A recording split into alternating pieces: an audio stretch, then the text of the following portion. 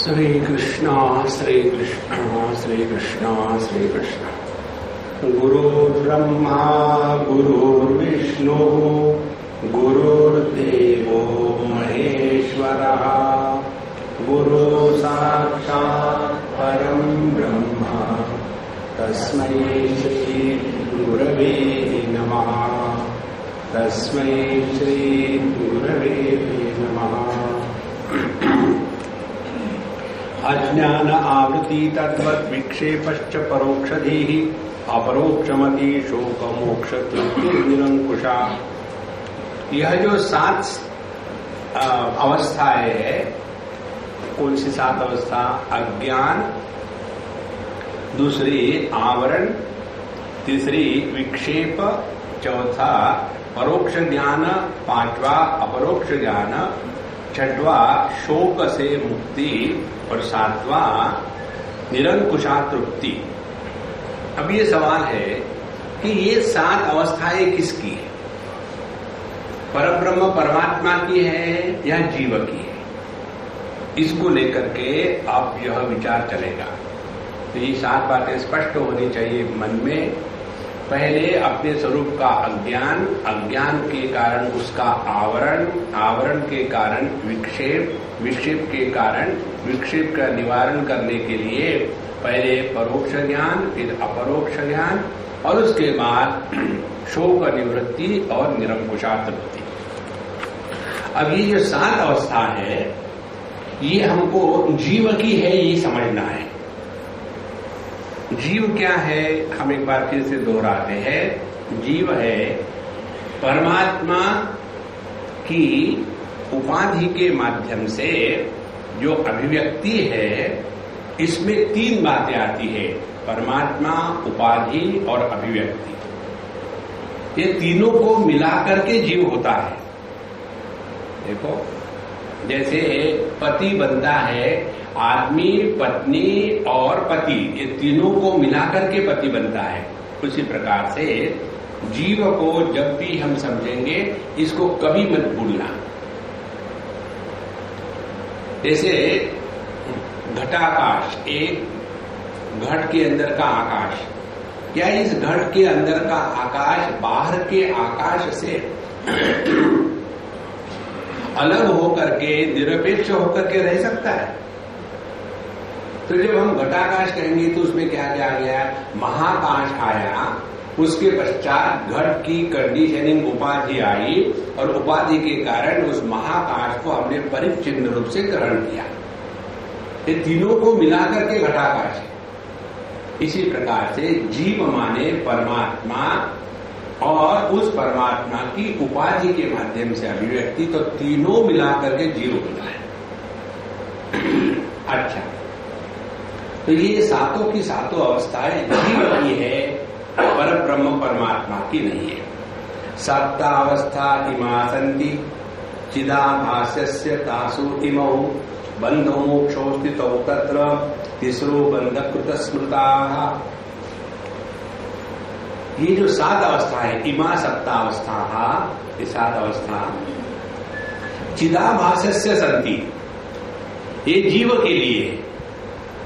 और इन 7 में से ही बंध और मोक्ष दोनों इंक्लूडेड है। और उसमें पहली जो 3 अवस्थाएं है, तीसरा बंधकृत स्मृताः। तो पहली 3 अवस्थाएं कौन सी होगी? अज्ञान, आवरण और विक्षेप। ये तीनों को मिलकर के बंधन निर्माण होता है। इस प्रकार से ये 7 अवस्था जो है, ये जीव की है। उसमें बंध मोक्ष आ गया और उसकी जो पहली 3 अवस्थाएं है, अज्ञान, आवरण और विक्षेप, यह बंधन का कारण है। इसी को बंधन कहते हैं। माने जब तक कि हम विक्षेप के द्वारा पीड़ित है, आवरण के द्वारा ढके गए हैं और अज्ञान के कारण आवरण निर्माण हो गया है, जब तक ये 3 बातें नष्ट नहीं होती, तब तक के बंधन बना रहेगा। अब उसमें से जो पहली है स्थिति अज्ञान, उसको लेकर के कहते हैं न जानामि इति उदासीन व्यवहारस्य कारणम विचार प्राग भावेन युक्तम अज्ञानमीलितम। अब आगे चलते हैं। विचार प्राग अभावेन युक्तम, जब हमने चिंतन किया ही नहीं, कभी सुना ही नहीं, कभी सत्संग को गए भी नहीं, पूरा जीवन केवल ईंट पत्थरों में ही रहा है, ऐसा जो व्यक्ति है विचार प्राग अभावेन, इसके कारण यह परमात्मा के प्रति एकदम उदासीन रहता है। देखो, एक सज्जन मुझे मिले थे, बोले Swami ji, I have no problem, I don't know what sadhana should I do. I have no problem. I said, you are married? Yes. Then you must be a problem for your wife and children. जैसा हमने कहा कि तुम अपने बीवी बच्चों के लिए प्रॉब्लम हो क्या, एकदम ऐसे मानो उसको कोई शॉक लग गया। तो बोले आपने ये क्यों कहा? हमने कहा हम कार्य कारण के परे हैं, क्यों नहीं करते? या तो स्वीकार करो या तो झूठ करके त्याग दो, हमको दोनों में स्वीकृति है, हम दोनों की अधिष्ठान है। No, I will have to think. देखो, मनुष्य कल्पना करता है कि समस्या नहीं है, प्रॉब्लम नहीं है, ये अपने आप को बड़ा धोखा देना है। तो विचार प्राग अभावेन, अभी नहीं है कोई प्रॉब्लम, कोई गारंटी ले सकते कि जिंदगी में ऐसा ही रहेगा। पंचदशी का सौंदर्य यही है, इस समय हमको कोई प्रॉब्लम समस्या नहीं लगती, लेकिन कब आ जाएगी कुछ पता नहीं उसका। जैसे कि लोग जब घरों को रंग देते हैं तो रंग देना शुरू करने के पहले बहुत शार्प लोहे की पट्टी लेकर के पूरे दीवार को ऐसे खरोचते हैं। तो हमको मालूम नहीं था, तो हमने उस आदमी को कहा, हमने कहा तुमको दीवार को रंग देने को बुलाया कि खरोचने के लिए बुलाया? तो उसने देखा, बोले आप स्वामी जी हैं क्या? हाँ। बोला इसलिए आपको पता नहीं, तो तुम समझाओ। बोले यदि ये खरोचेंगे नहीं तो कहां कहां ढीली है दीवार की सरफेस, कैसे मालूम होगा? तो जहां जहां ढीला है वो सब हम खरोच के निकाल डालते हैं, उसके बाद उस पे पीओपी भर करके उसको बड़ा फॉर्म करते हैं और फिर रंग देते हैं। तो ऊपर से दिखने के लिए तो लगेगा कुछ गड़बड़ नहीं है, लेकिन नीचे में यदि कहीं एयर पॉकेट हो गया हो, ढीला हो गया हो, तो रंग लगाने के बाद एकदम नीचे गिरेगा उतना portion. Exactly the same way अभी तो सब ठीक ठाक है, health is good, children are good, wife always listens to me, no problem for me. देखो, खरोचना शुरू करेंगे ना तब एक एक प्रॉब्लम बाहर आ जाएगी। एक आदमी मुझे मिला था, लड़का ही था, तमिलियन, सैन होजे में, कैलिफोर्निया।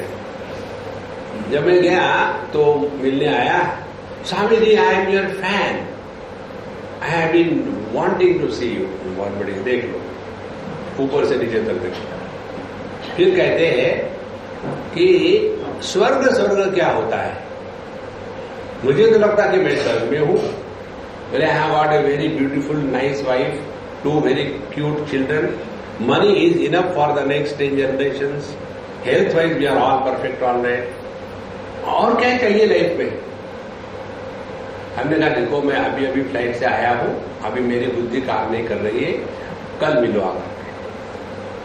आज नहीं, अभी मैं जाके सोऊंगा, थका हूं। दूसरे दिन आया, एकदम पूरा उसका हुलिया बदल गया, एकदम मुंह लटका हुआ।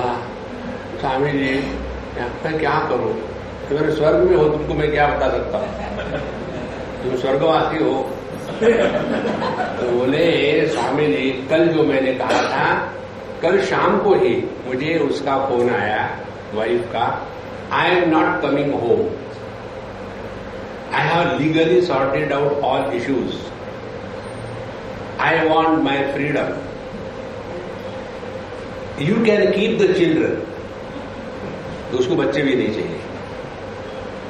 अब ये आदमी 2 बच्चे, अब एकदम नॉन प्लस, अब मैं क्या करूं? तो हमने कहा कि स्वर्ग है तो दूसरी अप्सरा ले आओ, स्वर्ग में अप्सराओं की कमी थोड़ी है। तो इस समय हमारे सामने कोई समस्या नहीं है, लेकिन समस्या कब आएगी कोई भरोसा है। और इसीलिए जो जो प्रश्न पंचदशी में उठाए हैं वो सभी संभावित प्रश्न है। किसी भी बुद्धिमान व्यक्ति के दिमाग में यदि वो चिंतन करेगा तो ये सब प्रश्न उठेंगे, और ये महत्व है पंचदशी के अध्ययन का। अभी पता नहीं चलता कि हमारे सामने इसलिए प्रश्न नहीं है कि विचार ही नहीं किया। देखो ना, the more you study the more difficulties, less you study less difficulties, don't you study, no difficulties. हमको तो कोई डिफिकल्टी है ही नहीं, क्यों पढ़ेगी कभी? इसीलिए ये जो 7 अवस्था है जीव की है, यह परमात्मा की नहीं है, और इसके ऊपर भी चिंतन चल रहा है। तो विचार प्राग अभावेन युक्तम, जब व्यक्ति किसी भी प्रकार का विचार चिंतन जीवन के बारे में नहीं करता, जीव क्या है, जगत क्या है, ईश्वर क्या है, परमात्मा क्या है, सुख क्या है, दुख क्या है, बंध क्या है, मोक्ष क्या है, साधु संत क्या है, अध्यात्म क्या है, किसी के बारे में कोई भी कभी विचार नहीं किया। इसीलिए तत्व के प्रति यह व्यक्ति उदासीन रहता है। कोई जरूरत नहीं हमको, क्या सब ठीक चल रहा है। इसलिए व्यवहार से उदासीन व्यवहार से कारणम, इसीलिए उसके मन में तत्व के प्रति, सत्संग के प्रति उदासीनता होती है। और अगली बात, न जाना भी थी, और मैं जानता भी नहीं, कोई है कहते हैं कि कूटस्थ चैतन्य और ब्रह्म और घटाकाश मठाकाश फटाकाश, किसने जाना है? न जाना भी यदि, यह इस स्थिति को कहते हैं अज्ञान। अज्ञान माने ना तो अपने बारे में जानकारी है, ना तो जगत के बारे में जानकारी है, ना तो ईश्वर के बारे में जानकारी है, ना तो परमात्मा के बारे में जानकारी है, ना तो साधना के बारे में जानकारी है। तो यह जो अटर इग्नोरेंस है, इसको कहते हैं अज्ञान। अज्ञान परमात्मा के बारे में, अज्ञान सभी चीजों के बारे में। अब ऐसा अज्ञानी व्यक्ति यदि इंटेलेक्चुअल हो, माने तर्क शास्त्री हो, तो अमार्गेण विचार्याथ नास्ति नो भाति चेत्यसौ विपरीत व्यवहृते आवृते ही कार्यमिष्यते। और जब अमार्गेण विचार्य, और ऐसा जो इंटेलेक्चुअल है वो योग्य प्रकार से विचार नहीं करता, अमार्गेण। अमार्गेण माने क्या? जैसा विचार करना चाहिए वैसा नहीं, उल्टा विचार करना। अब उल्टे विचार का उदाहरण दो आपको। एक लड़का अपने माँ की मजाक उड़ा रहा था कि महाराज आप तो कहते हैं भगवान सब जगह है, लेकिन मम्मी कोई समझ में नहीं आता, वो कहते हैं नहीं मंदिर में ही जाना है। तो सब जगह है तो मंदिर में जाने की क्या जरूरत है? हमने कहा देखो तुम तो इंटेलिजेंट हो, लेकिन तुम्हारी मम्मी नहीं है। तो हमने कहा देखो तुम कितने इंटेलिजेंट हो, भगवान सब जगह है सिर्फ मंदिर में नहीं है, और मम्मी मंदिर में जा रही है। तो वो कंफ्यूज हो गया, क्या कहा आपने? भगवान सब जगह है, फिर भी मंदिर में क्यों जाना? इसको कहेंगे विचार और अविचार। भगवान यदि सभी जगह है तो मंदिर में नहीं है क्या? देखो संतो, इसीलिए विचार हमेशा शास्त्र सम्मत होना चाहिए। जो विचार शास्त्र के लाइन ऑफ थिंकिंग के अनुसार नहीं होता, हमारी विचारधारा शास्त्र सम्मत होवे, तब जाकर के हम योग्य दिशा में चल रहे हैं।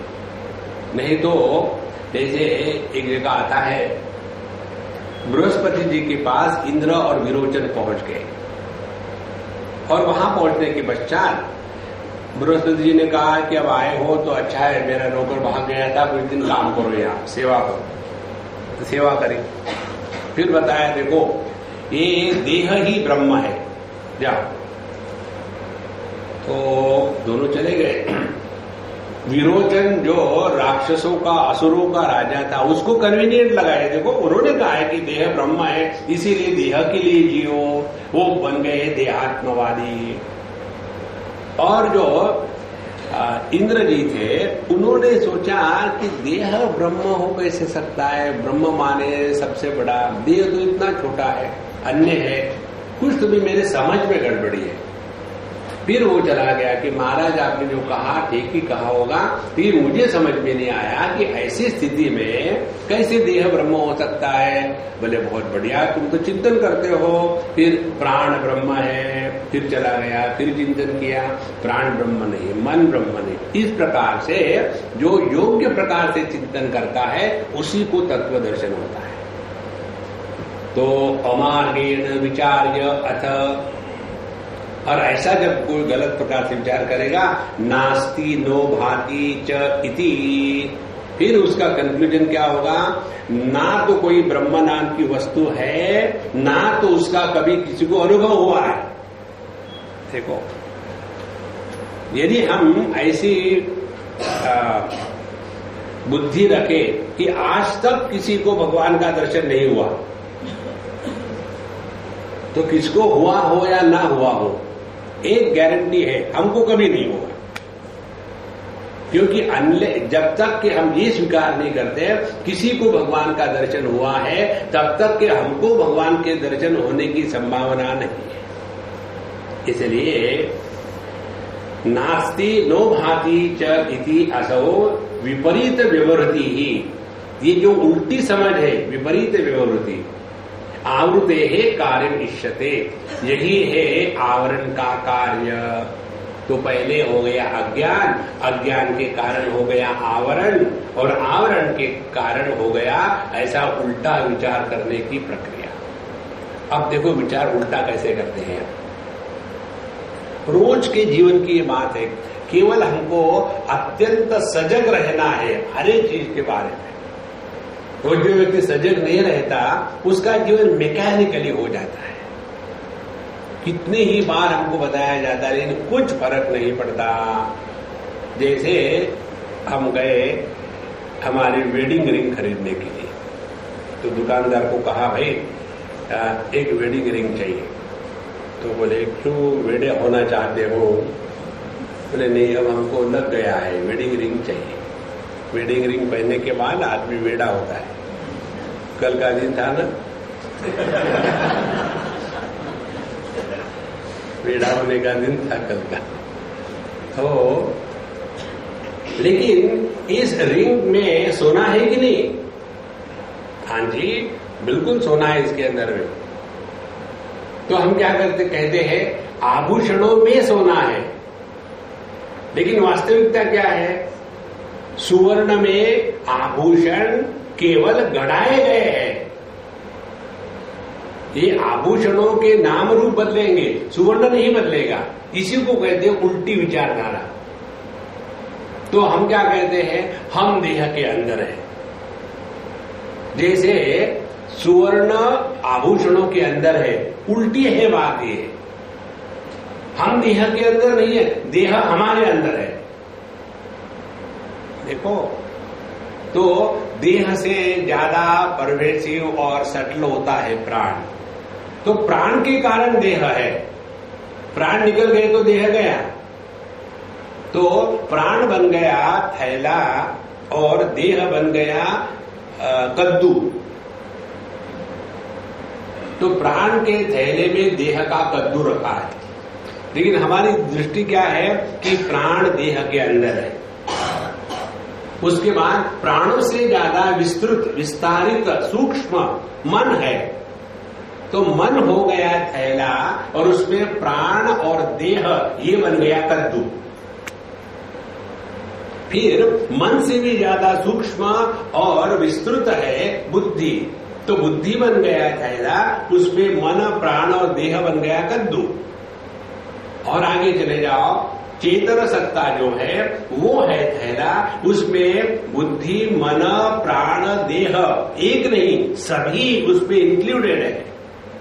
तो वास्तविकता क्या है, हम देह में नहीं है, देह हम में है। देखो इसीलिए कहते हैं विपरीत व्यवहृति आवृते है कार्यमिष्यते। तो यह जो उल्टी समझ है यह आवरण के कारण है, और आवरण को भी ठीक से समझ लेना। आवरण किसको कहते हैं, जब हम किसी भी एक विचार से ऑब्सेस हो जाते हैं तो उसको आवरण कहते हैं। हम दूसरे प्रकार से विचार करने को तैयार ही नहीं। ऐसे अनेक लोग हैं जीवन में, अपने ही दुराग्रह में इतने फंसे हैं कि वो उसके कारण स्वयं भी दुखी है, अन्य को भी दुखी करते हैं। और ये जो दुराग्रह है जीवन का, छोटी छोटी बातों को लेकर के, यही दुराग्रह हमको देहात्म भाव से निवृत्त नहीं होने देता। यदि अंतःकरण से दुराग्रह का वायरस निकल जाए तो जाकर के हम देहात्म भाव की निवृत्ति, यह आध्यात्मिक साधना है, ये बात समझ में आएगी। और यदि देहात्म भाव की निवृत्ति यह साधना है, ये बात समझ में आई, तो उसका प्रभाव क्या होगा कि जब देहात्म भाव है तभी यह जागृत अवस्था की लाभ हानि है। जब देहात्म भाव नहीं है तो जागृत अवस्था की लाभ हानि शून्य है। और इसीलिए यदि देहात्म भाव की निवृत्ति इसको साधना करेंगे तो जगत के वस्तु व्यक्तियों में नहीं उलझेंगे। देखो वस्तुओं में हम उलझते हैं पॉसेसिवनेस के कारण, ओनरशिप के कारण कि ये मेरा, ये मेरा, ये मेरा, ममता। और रिश्तों में हम उलझते हैं बंधन के कारण। तो जब रिश्तों के बंधन और वस्तुओं का परिग्रह, इन दोनों से निवृत्ति होने लगेगी, तब जाकर के देहात्म भाव की निवृत्ति होने की संभावना है। देखो महाराज,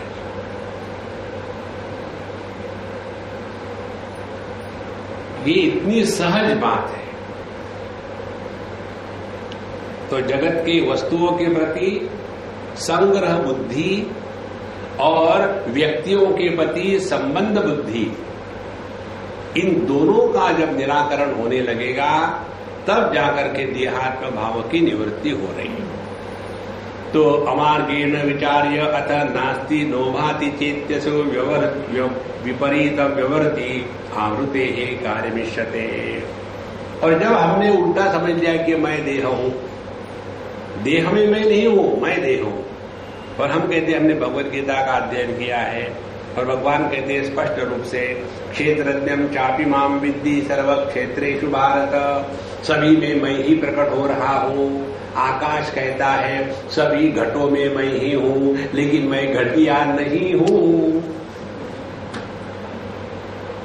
देखो इसी प्रकार से एक ही तत्व सब में ओतप्रोत है, ये बात नहीं समझ लेना उल्टे विचार की व्यवहार का कारण है। अच्छा, अब जो तीसरी स्थिति आती है, एक हो गया था अज्ञान, दूसरा हो गया आवरण, अब तीसरा हो गया विक्षेप या प्रोजेक्शन। क्या कहते हैं, देहद्वय चिदाभास रूपो विक्षेप एरितः कर्तृत्वाद्यखिल शोक संसाराख्योस्य बंधकः।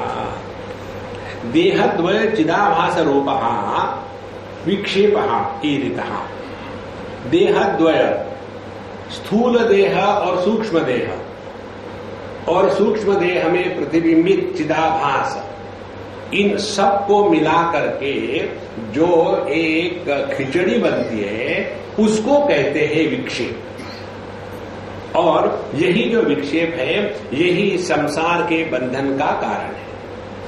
देखो, माने स्थूल देह, सूक्ष्म देह और सूक्ष्म देह में परमात्मा का चिदाभास रूप प्रतिबिंब, उसके कारण जो स्थूल और सूक्ष्म देह जड़ थे उनमें चेतनता माने प्रकट हो गई है, और उसके कारण मैं देह हूं और मैं सूक्ष्म देह हूं। कर्तृत्वाभिमान अपने विज्ञानमय कोश में, भोक्तृत्वाभिमान आनंदमय कोश में, और यहां रह करके फिर सुख दुख का निर्माण, संसार प्रारंभ हो गया। तो संसार कहां से शुरू होता है?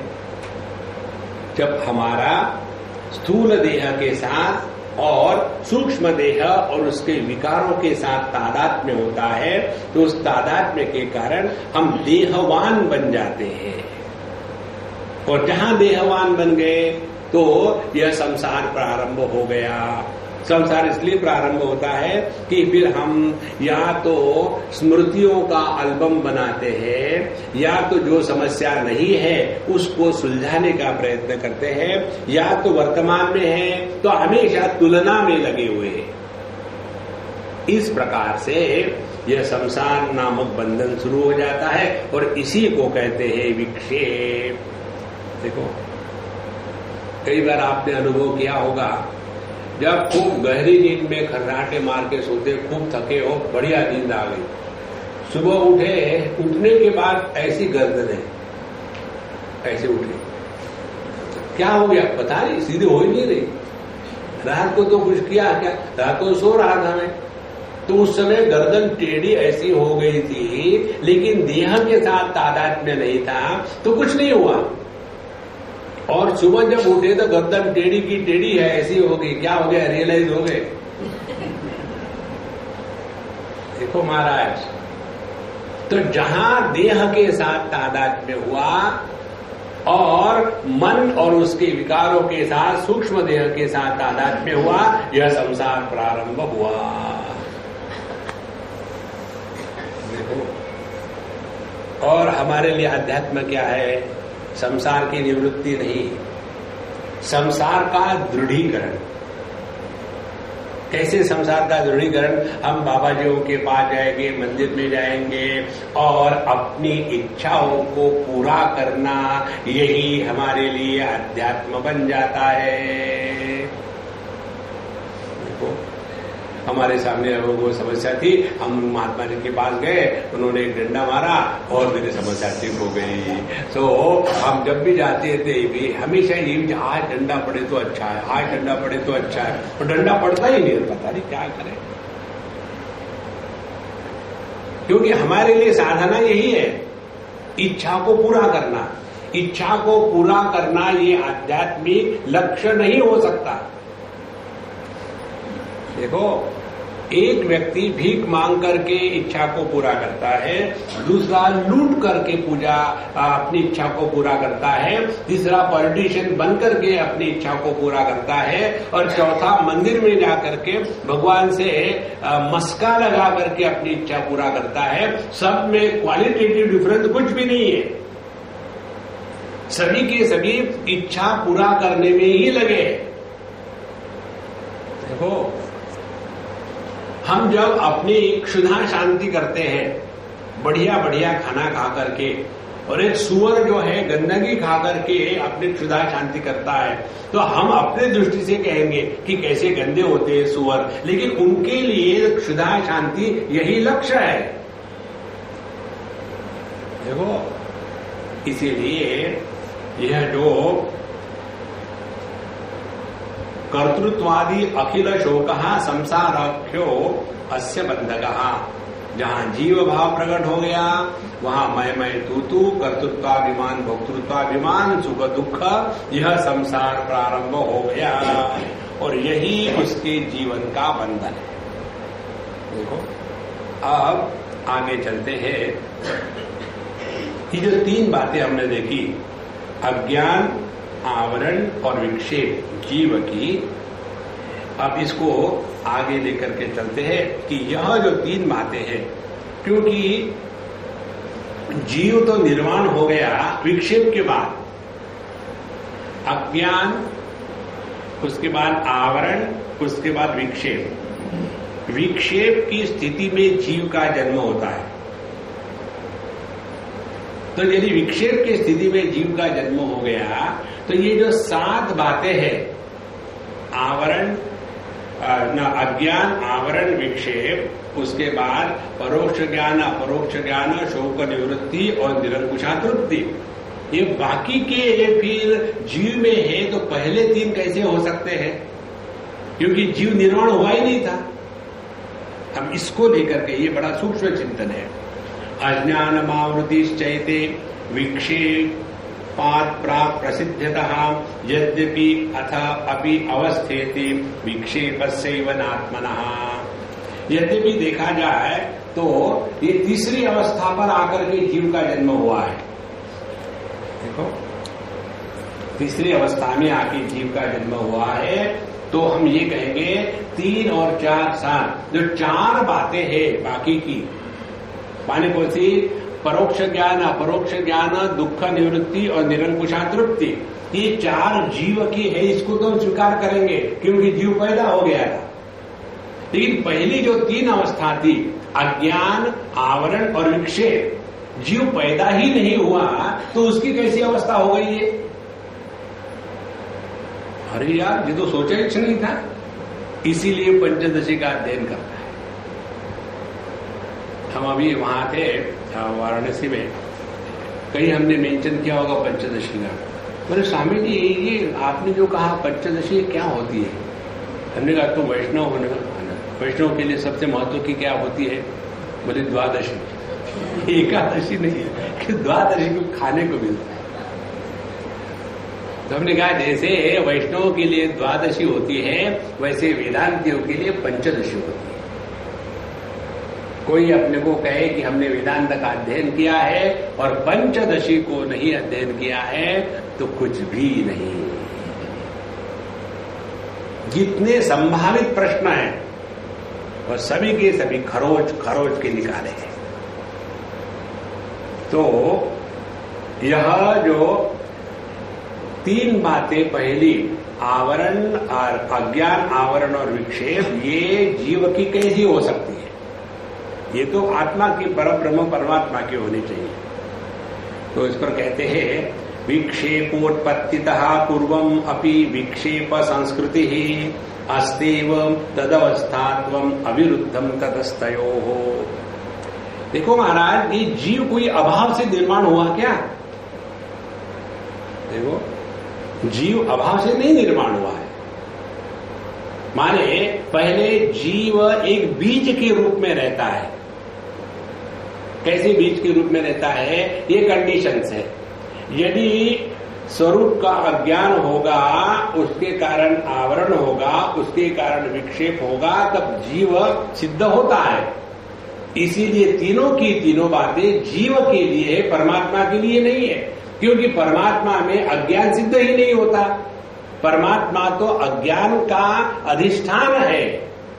इसको जरा ठीक से समझ लेना। उस दिन हमने बताया था, जब हम कहते हैं हमको अंग्रेजी नहीं आती, तो अंग्रेजी का अज्ञान है। इस अज्ञान को हम जानते हैं ना, तो अज्ञानी कैसे हुए? हम तो ज्ञानी है। देखो, लेकिन हमने यदि अज्ञान के साथ तादात्म्य कर लिया तो अज्ञानवान बन गए, और अज्ञान को हम जानने वाले हैं, इसके साथ हमने अपने को जोड़ लिया तो हम ज्ञानी है, अज्ञानी नहीं है। देखो, इसीलिए अज्ञान या अज्ञानी नाम की कोई वस्तु नहीं होती। तो विक्षेप उत्पत्तितः पूर्वम अपि, हालांकि विक्षेप माने जीव के जन्म के पहले ही यह 3 स्थितियां जरूर होती है। क्योंकि जीव का जन्म एकदम अभाव से नहीं हो गया फट से, बल्कि ये स्थितियां होती है। ये स्थितियां सिद्ध होने के बाद ही जीव का जन्म होता है। ये ऐसे ही है। एक बार हम चाय बना रहे थे, तो पानी रखा था गैस पर, और स्वामी जी आप क्या कर रहे हैं? हमने कहा चाय बना रहे। स्वामी जी आप झूठ क्यों बोलते हो? हमने कहा आदत है, क्या करें।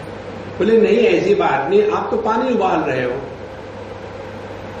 यहां तो चाय का कहीं नामो निशान नहीं, और आप कह रहे चाय बना रहे हो। तो भले चाय का कहीं नामो निशान नहीं हो, लेकिन जो पानी उबाला जा रहा था वो चाय के लिए ही था। इसीलिए भले चाय का जन्म नहीं हुआ, फिर भी ये सब बातें चाय के रेफरेंस में ही थी। इसी प्रकार से अज्ञान, आवरण और विक्षेप, ये भले ही जीव के उत्पत्ति के पूर्व की अवस्थाएं होवे, फिर भी जैसे उबला हुआ पानी चाय नहीं हो सकता, लेकिन इसी उबले हुए पानी की प्रक्रिया चाय के जन्म में है, उसी प्रकार से यह अविद्या, अज्ञान और आवरण और विक्षेप यह जीव के है, यह परमात्मा के नहीं है। देखो कितना सुंदर विचार है। सो अस्ति एव तदावस्थात्वम अविरुद्धम ततस्तयो हो, इसमें कोई विरोध नहीं है। और ऐसा क्यों ना हम कहे, आप बड़े उल्टे विचार करते हो महाराज, कैसा विचार करें? सिंपल सिंपल विचार करो ना। ये जो है ना अज्ञान, आवरण, विक्षेप जीव के जन्म के पहले ये ब्रह्म में है, और परोक्ष ज्ञान, अपरोक्ष ज्ञान, दुख निवृत्ति और निरंकुशा तृप्ति ये जीव में है। झंझट खत्म। क्यों कॉम्प्लिकेटेड करते हो? एक ने मुझे पूछा था वहां वाराणसी में, स्वामी जी आप कई बार वेदांत शब्द का प्रयोग कर सके, हमको मालूम ही नहीं वेदांत क्या होता है। वेदांत माने क्या? Spirituality made complicated. जैसे विषयों के ये होते हैं ना guides, mathematics made easy etcetera, उसी प्रकार से स्पिरिचुअलिटी मेड कॉम्प्लिकेटेड। देखो एक सरल सरल बात है। बात ये है कि चीजें जो सहज समझ में आए वो ठीक है, और जो सहज समझ में नहीं आए वो गलत है। ऐसा होता है क्या? सहज समझ में क्या आता है? हर एक देह में एक एक जीव है। कितना सिंपल है। ये मर गया, जीव निकल पता नहीं कहां, फिर वो घूमता रहेगा घूमता रहेगा घूमता रहेगा, फिर देखेगा कहां आ जा पैदा। ये कितना सहज होता है समझने के लिए कि ये देह में रहता है और फिर देह बूढ़ा हो गया, देह का त्याग कर दिया। कल हम गए थे इस्कॉन में, वहां पेडर रोड के पास, वहां बड़े सुंदर सुंदर चित्र बना के रखे और स्टैचू बना के रखे। एक छोटा सा गर्भ होता है, उसमें से एक निकला, फिर बड़ा हो गया, फिर भिन्न भिन्न देहिनोस्मिन् यथा देहे कौमारम यौवनम जना तथा देहांतर प्राप्ति। धीरे धीरे बड़ा हो गया, फिर झुकने लग गया, फिर एक दिन मर गया। मरने के बाद उसमें से जीव निकला, फिर चला गया। इतना पोएटिक और ब्यूटीफुल लगता है, लेकिन वैसा नहीं होता। देखो बड़े बड़े इसमें पटकी खाते हैं कि जीव यह व्यक्ति नहीं है, जीव यह अभिव्यक्ति है। जिस दिन ये बात समझ में आएगी ना, भगवान की कृपा से समझ लो आपने एक अनंत में लंबी छलांग लगाई है। और ये बात समझ में न आने का कारण दुराग्रह।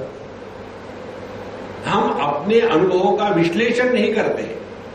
देखो जैसे दृष्टि यह मन की आंखों में अभिव्यक्ति है, व्यक्ति थोड़ी है। तो दो में से एक आंख चली गई, वो जो पायरेट्स के जैसे यहां एक काला पट्टी लगा करके बांध दिया, तो दृष्टि तो है ना, खत्म कहां हुई? इसीलिए दृष्टि जैसे मन की अभिव्यक्ति है, व्यक्ति नहीं है। इसीलिए आंखें जब खत्म हो जाती है तो दृष्टि वाली खत्म हो गई हो, माने मन की दृष्टि के रूप में अभिव्यक्ति खत्म हो गई हो, लेकिन मन को कुछ नहीं होता। एग्जैक्टली द सेम वे जीव यह परमात्मा की पंचकोशों के माध्यम से अभिव्यक्ति है। अनेकता उपाधियों में है और अभिव्यक्ति सामान्य है। इसीलिए भूख, प्यास, राग, द्वेष, काम, क्रोध, अपना, पराया, ये सब में दिखता है, किसी में कोई नई बात नहीं है। तो हम विचार करते हैं क्यों इतना कॉम्प्लिकेटेड कर रहे बाबा, सीधा सीधा कह लो ना कि पहले जो 3 बातें हैं वो ब्रह्म में है, बाकी के 3 जीव में है। तेरे भी झूठ, मेरे भी झूठ। देखो, ऐसा कॉम्प्रोमाइज करके तत्व चिंतन नहीं होता।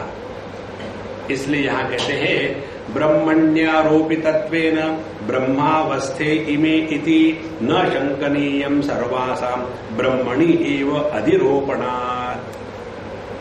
यदि आप ऐसा विचार करो कि जो पहली 3 अवस्थाएं हैं, अज्ञान, आवरण और विक्षेप, ये ब्रह्म में है, अब बाकी की जो 4 है वो जीव में है, ऐसा विचार क्यों नहीं करते? बोले ऐसी गलत बात मत करना। क्यों? कि 3 ही क्यों, 7 की 7 ब्रह्म में ही अध्यारोपित है। देखो महाराज, 3 की बात क्यों कर रहे हो? 7 की 7 उसी में अध्यारोपित है। अध्यारोपित है माने नहीं होते हुए भी प्रतीत हो रही है। अध्यारोप माने क्या? अ माने नहीं, धी माने बुद्धि, आरोप, अध्यारोप, अधि और आरोप, अध्यारोप शब्द बनता है। माने बेवकूफों ने जो देखा है उसको अध्यारोप कहते हैं। जैसे ये मृग तृष्णा होती है, मिराज वाटर्स, वो दिखता है लेकिन होता है क्या? इसी प्रकार से हम देखते हैं कि मैं देह हूं, लेकिन देह है क्या? इसका भी तो विचार करें। तो एक ही परमात्मा पर यह अध्यारोप के द्वारा 7 अवस्थाएं अध्यारोपित करी है, लेकिन इसके कारण, अध्यारोप के कारण जो उसका अधिष्ठान है वो कभी भी प्रभावित नहीं होता। जैसे कितनी भी मृग तृष्णा दिखती रहे, उसके कारण वहां की जमीन गीली नहीं होती। इसी प्रकार से कितने भी रूप रंग आके चले जाए, आंखें प्रभावित नहीं होती। कितने भी अच्छे बुरे विचार आके चले जाए, मन प्रभावित नहीं होता। इसीलिए तो सत्संग का कोई प्रभाव नहीं पड़ता। जिस पर सत्संग का प्रभाव पड़ेगा वो प्रकृति में है। जो सत्संग में आकर के सो जाता है वो परमात्मा में, सुनने के पहले ही पहुंच गए। अच्छा महाराज, ये सभी की सभी 7 चीजें ब्रह्म में हमको स्वीकार करनी है। तो किस प्रकार से? संसारी अहम विबुद्धोहम निशोक तुष्ट इत्यपि जीवगा उत्तरावस्था भांति न ब्रह्मगा यदि। अब और विचार करते हैं कि नहीं, ये केवल पहली 3 जो है, ये 3 अवस्थाएं ब्रह्म में है और बाकी की 4 अवस्थाएं जीव में है, ब्रह्म में नहीं है। ऐसा विचार करें तो पहली 3 अवस्था कौन से? संसारी अहम विबुद्धो हम, उसके बाद निशोक तुष्ट, ये 4 अवस्था, 3 नहीं 4 अवस्था। तो इस 7 को मैं 10 बार दोहरा रहा हूं, दिमाग में फिट बैठ जाए।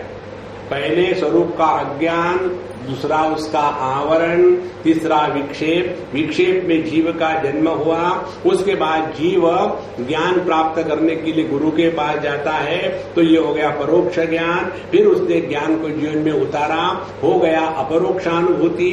अपरोक्षानुभूति होने के कारण दुख की निवृत्ति, और दुख की निवृत्ति होने के कारण निरंकुशा तृप्ति। ये 7 स्टेजेस है।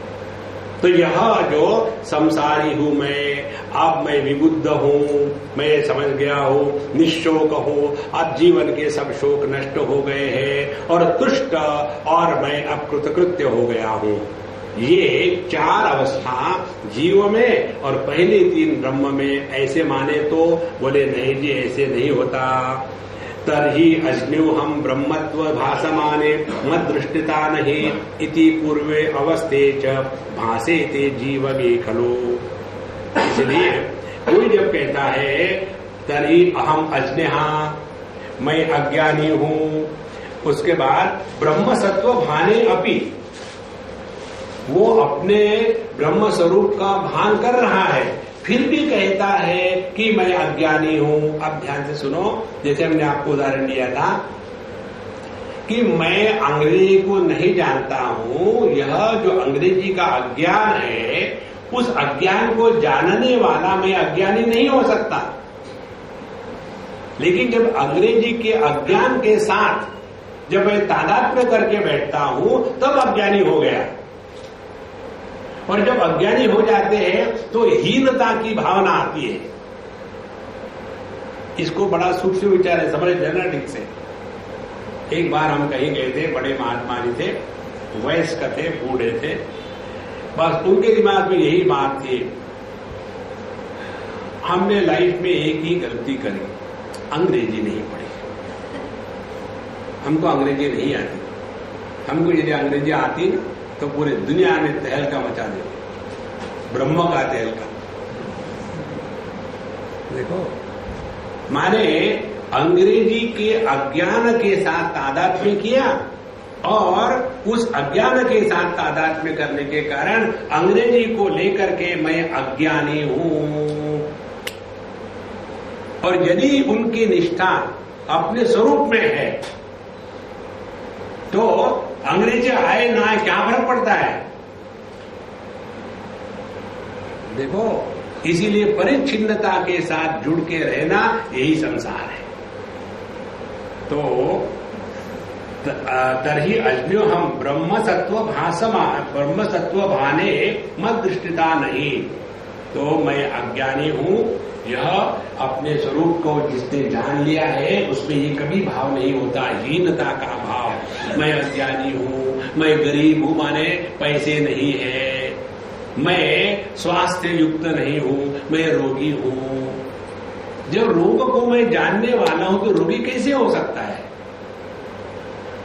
केवल इतना ही फर्क है पूरी आध्यात्मिक साधना में। किसी वस्तु का न होना एक बात है और उसके साथ तादात्म्य होना दूसरी बात है। जैसे जीवन में सुख नहीं होना एक बात है और सुख के न होने के साथ तादात्म्य करना तो सुख के से वंचित है हम। यह जो दुख निर्माण होता है यह जीव की कहानी है, ये परमात्मा में नहीं है।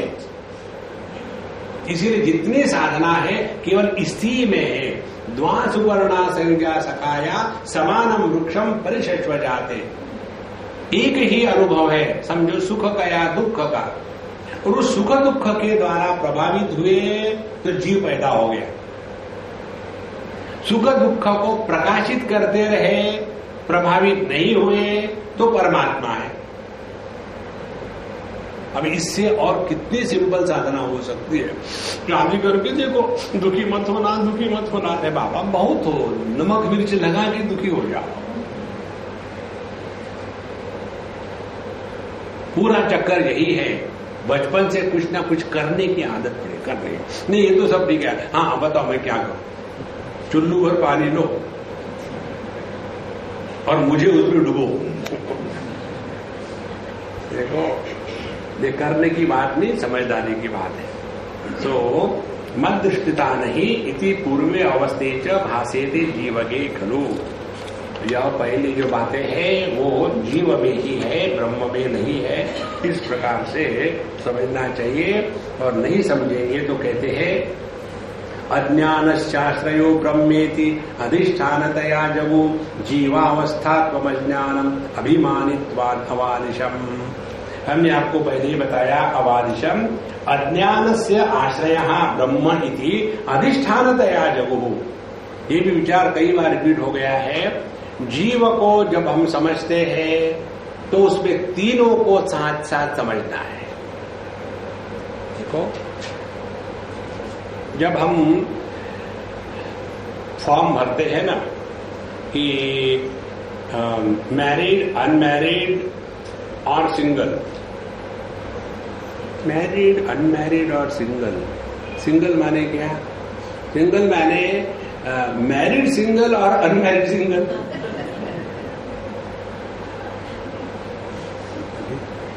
कैसा सिंगल? तो एक और होता है नेवर मैरिड। लेकिन नेवर मैरिड के बाद भी सिंगल नहीं हो सकता। आजकल इतनी प्रगति हो गई है।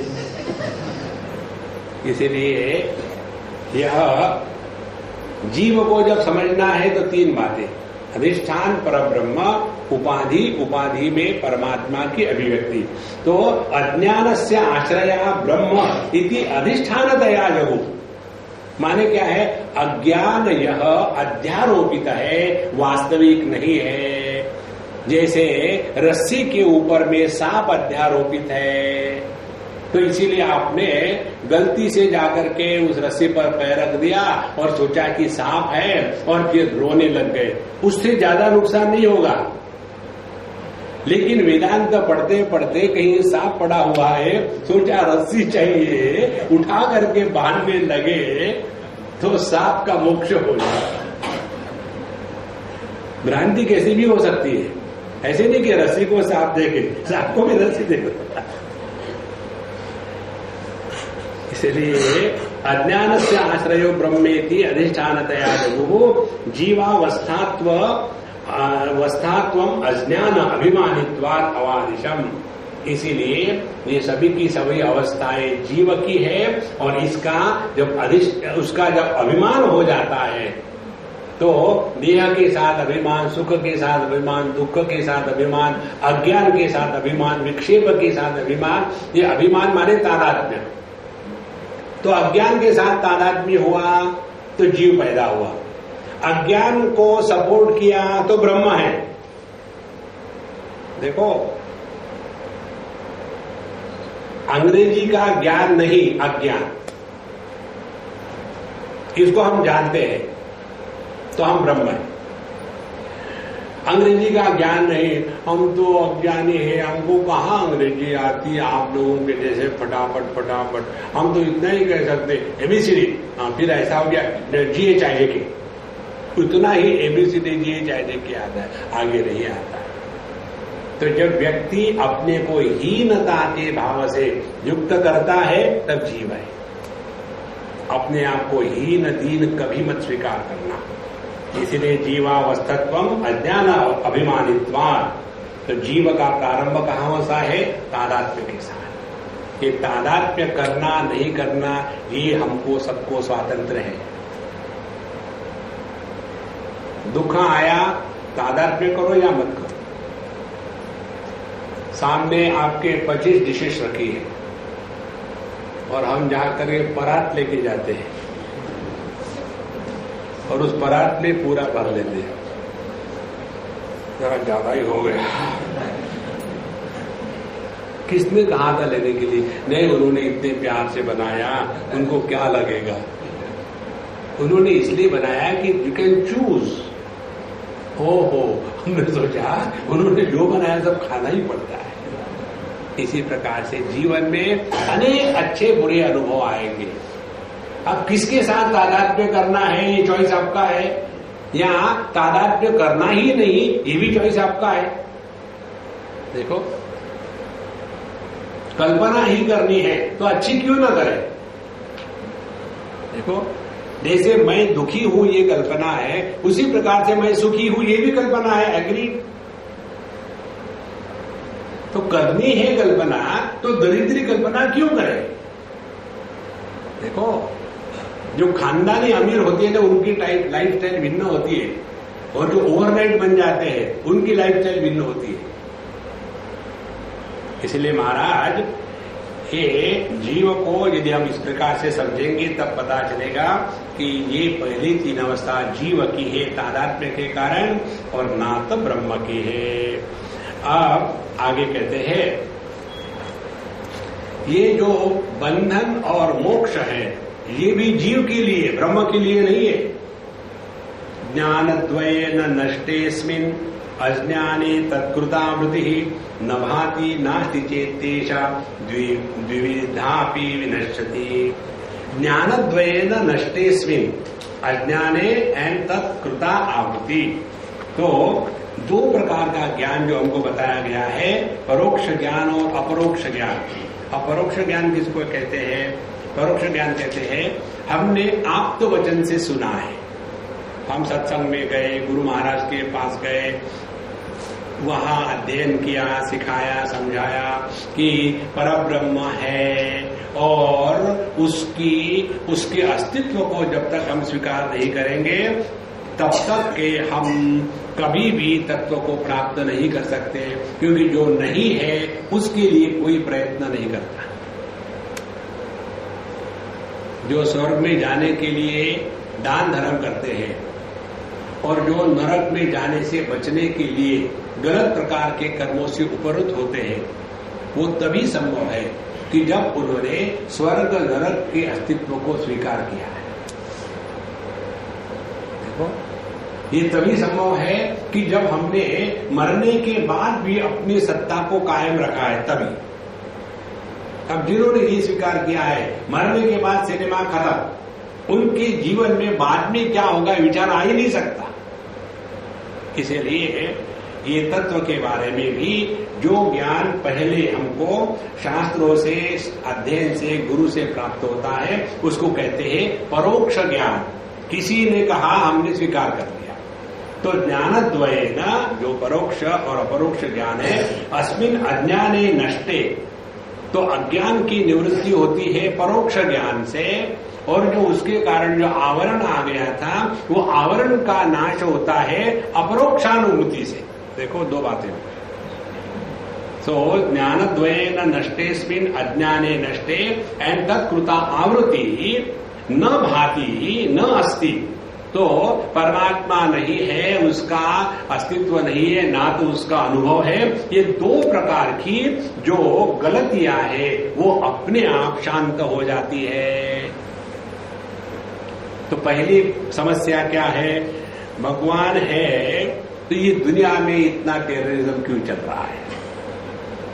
भगवान है तो छोटे छोटे बच्चे बेचारे मर जाते हैं, और जिन्होंने अभी कुछ दुनिया में देखा ही नहीं, और जो बुढ़ाऊ है जिनके मरने के लिए अनेक यज्ञ हो रहे,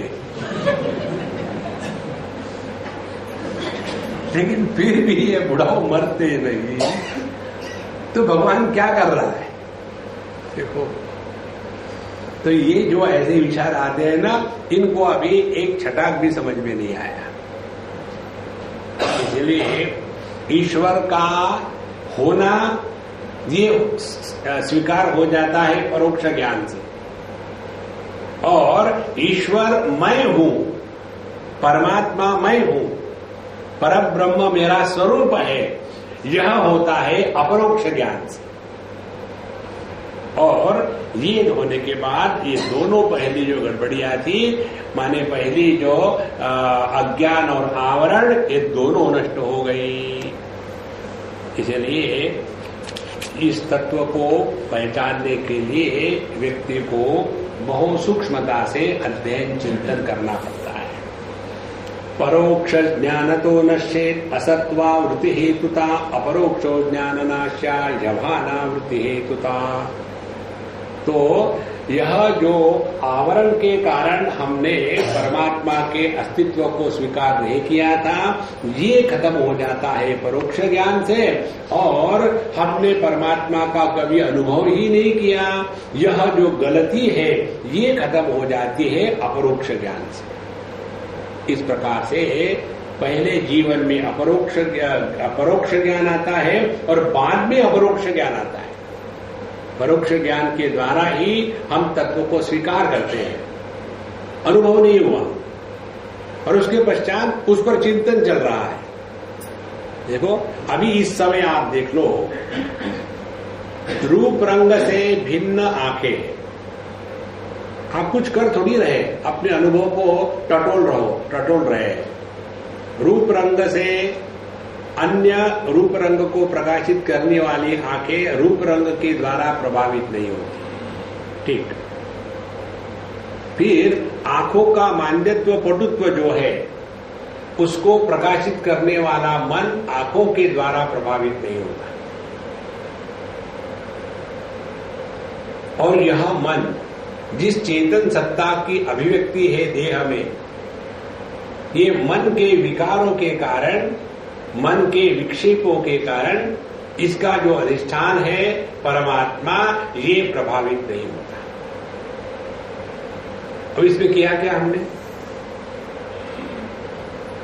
और ये जो आपका अनुभव है इस क्षण का, ये अनुभव ना तो इंद्रियों के माध्यम से है, ना तो मन के माध्यम से है, ना तो बुद्धि के माध्यम से। देखो, और चाहे हम जाने या न जाने, ये ऐसा ही है। हम ना चाहे तो भी हम परमात्मा स्वरूप है। लोग जबरदस्ती का राम राम, नहीं यार हम तो पापी, नहीं यार आप तो दुश्मन हो, क्यों मजाक उठा रहे हैं। एक बार हमने किसी को हमारे आदत के अनुसार कहा, कहो भगवान कैसे हो? स्वामी जी आप हमारे मजाक उड़ा रहे हैं। हम कहा भगवान है, कहो बेवकूफ कैसे हो? आप तो मेरी बेवकूफ कहीं को। हाँ क्या कहूं फिर? दो ही ऑप्शन है, या तो आप परमात्मा स्वरूप हो या तो बेवकूफ हो, और दोनों खुश रहते हैं। और तीसरा होता है अर्जुन, वो बीच में ना स्वयं को बेवकूफ स्वीकार करता है ना ज्ञान को स्वीकार करता है। नारायण, इसीलिए परोक्ष ज्ञानतः नशेत असत्वावृत्ति हेतुता, परमात्मा के अस्तित्व का जो हमने अस्वीकार किया था वह परोक्ष ज्ञान के द्वारा नष्ट होता है, और अभानावृत्ति हेतुता, और आवरण के कारण परमात्मा का भान अनुभव नहीं आ रहा है, यह नष्ट होता है अपरोक्ष ज्ञान के द्वारा। इसीलिए केवल भगवान है इतना काफी नहीं है। We are not giving certificate to Bhagwan, भगवान हो बाबा, we are certified. He doesn't need our recognition. कई बार ये होता है, हम तो भगवान पर विश्वास रखते हैं, तो भगवान को उपकार कर रहे हैं क्या? रहते हैं, तो दूसरा कौन सा चॉइस है?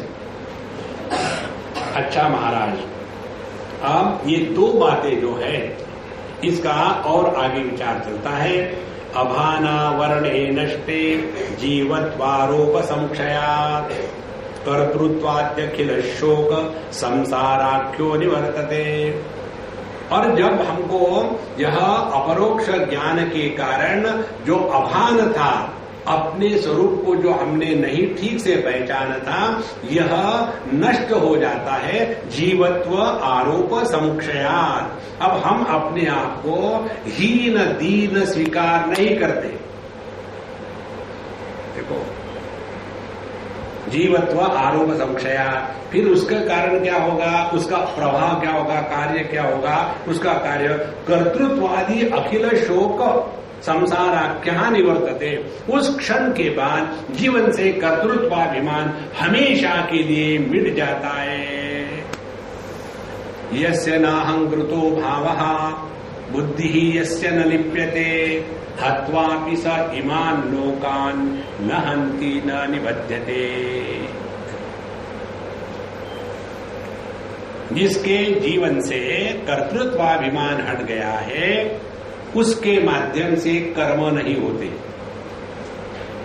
कर्म नहीं होगा तो सुख दुख का निर्माण नहीं होगा, क्योंकि पाप कर्म का फल दुख है और पुण्य कर्म का फल सुख है। तो जिसके जीवन से कर्तृत्वाभिमान ही खत्म हो गया, तो कहां पाप पुण्य होगा, कहां सुख दुख होगा? और सुख दुख नहीं है तो संसार का है। इसीलिए जीवत्व आरोप संक्षया, जब तक ये जीव भाव है तभी तक संसार है। और शब्द देखो क्या है, जीव भाव, भाव माने वास्तविकता नहीं है, भावना है। जैसे हम एक भावना करते हैं कि हम हिंदू हैं, हम मुसलमान हैं, हम बड़े पवित्र हैं, बड़े अपवित्र हैं, ये भावना ही तो है। गहरी नींद में जब हम खर्राटे मारते हैं उस समय ये भावना खत्म हो जाती है। इसीलिए कोई भी आदमी चलते समय, बैठते समय, खाते समय, नाक साफ करते समय स्टाइल मारता होगा। लोग नाक साफ करते समय भी स्टाइल मारते हैं। एक दिन मुझे समझ में आया, कहीं में था, कुछ भी हो रहा था, और एक पेज 3 की अम्मा थी, पेज 3 अम्मा, और उसको किसी कारण से दुख हो रहा था। तो दुख होने के कारण हमारी गंगा किनारे की अम्मा धार से रो देती है, खर्र खुर करके साफ हो जाती है। और ये अब इसका जोर से रोएगी तो मेकअप भी कर जाएगा, इसीलिए टिश्यू पेपर लेकर के ये कोई रोने का स्टाइल है? अरे ठीक से रो ना, रोने में भी दम नहीं है। इसलिए कर्तृत्वादि अखिल शोक संसाराख्यो निवर्तते। जहां कर्तृत्वाभिमान है वही संसार है, जहां कर्तृत्वाभिमान नहीं है वहां कोई संसार नहीं। तो जब जागृत अवस्था में रहते हैं किसी के साथ तादात्म्य करके, तो जीवन का जो स्टाइल है वो 3-5 स्टार हो जाता है। आदमी कोई स्टाइल में सोता नहीं। ट्राई करो। एक बार एक हमारे मित्र है, अब वो बड़े लाउड स्नोर करते, पहले स्नोरिंग, वो भी लाउड। ऐसे मजा है कि वो अपने पत्नी के कमरे में नहीं सो सकती। उन्होंने कह दिया, देखो तुम सोते हो तो मैं रात भर जगती हूँ, तुम मत सोना है, चले जाओ। दूसरे कमरे हो गए, दूसरे कमरे में बच्चे, पापा आप यहां मत सोया करो, रात भर डिस्टर्ब होता है। फिर बेचारे अपने ही घर में अपने ही कमरों में नहीं सोते, जाकर के बेसमेंट में सोते। अरे मैं करूं क्या? और इतना जोर से जैसे रडार का अटैक हो रहा है, धड़ा धड़ा धड़ा। कारण क्या है? सोते समय कोई स्टाइल नहीं मारता, ओरिजिनलिटी बाहर आती है, क्योंकि वहां देह के साथ तादात्म्य नहीं है। जहां देह के साथ तादात्म्य है वहां मैं तू, ये क्या कहेंगे, वो क्या कहेंगे। इसलिए कर्तृत्वादि अखिल संसार निवर्तते। जब तक कि ये जीव भाव है न महाराज, ये तब तक के संसार है। निवृत्ते सर्व संसारे नित्य मुक्तत्व भासनात् निरंकुशा भवे तृप्ति पुनः शोक असमुद्भवात्। अब आखिरी स्थिति पर आ गए हम, शोक निवृत्ति हो गई। आप निवृत्ति सर्व संसारे।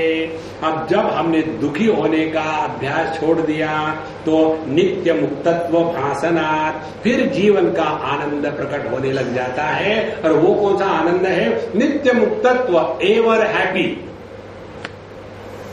सर्वम परवशम दुखम, सर्वम आत्मवशम सुखम, एतद विद्यात् समासेन लक्षणम सुख दुःखयोः। जीवन में सुख यही है कि हम स्वतंत्र है, मुक्त है। और इसीलिए किसी को भी कुछ बताओ तो अच्छा नहीं लगता। बच्चों को बताओ कि देखो mummy, I am not a baby, okay, I am not teenager. तो उसकी दूसरी बहन कहेगी, यू आर स्टिल 12। देखो महाराज, किसी को भी बताना सुनना अच्छा नहीं लगता, क्योंकि स्वभाव से हम मुक्त है। इसीलिए नित्य मुक्तत्व भासनात् सर्व संसारे निवृत्ते निरंकुशा भवे तृप्ति। फिर जो तृप्ति है, जो कंटेनमेंट है, निरंकुशा, निरंकुशा माने इस तृप्ति पर कोई अंकुश नहीं है। हमारे अंकुश कैसे होते हैं? अमुक अमुक मिलेगा तो हम खुश होंगे। यदि कमोड नहीं है तो किस मोड पे आके बैठे?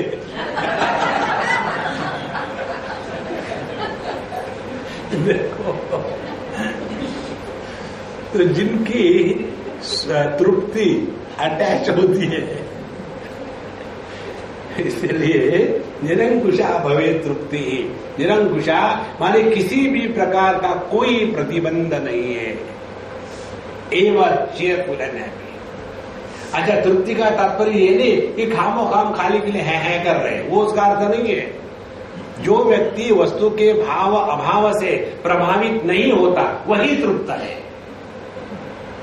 देखो, ऐसे नहीं कि केवल हम अभाव से प्रभावित होते, भाव से भी प्रभावित होते हैं।